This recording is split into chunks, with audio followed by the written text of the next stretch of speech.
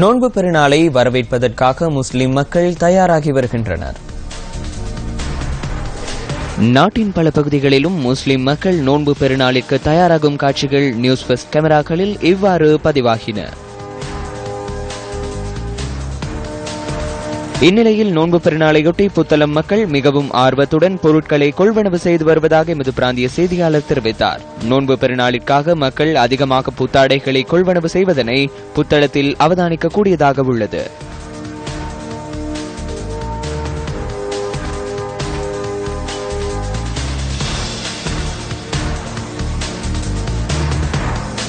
திருகோணமலையில் வாழும் முஸ்லிம்களும் நோன்பு பெருநாளை வரவேற்க மிகவும் ஆர்வத்துடன் பொருட்கள் கொள்வனவில் ஈடுபட்டு வருகின்றனர். குறிப்பாக கிண்ணியா, திருகோணமலை நகரங்களில் பொருட்களை கொள்வனவு செய்வதில் அதிகமான மக்கள் ஈடுபட்டு வருவதாக எமது பிராந்திய செய்தியாளர் தெரிவித்தார்.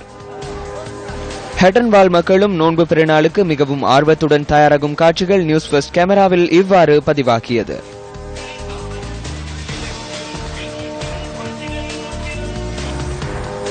மட்டக்களப்பு மக்களும் நோன்பு பெருநாளை வரவேற்பதற்கு தயாராகி வருவதாக எமது பிராந்திய செய்தியாளர் தெரிவித்தார்.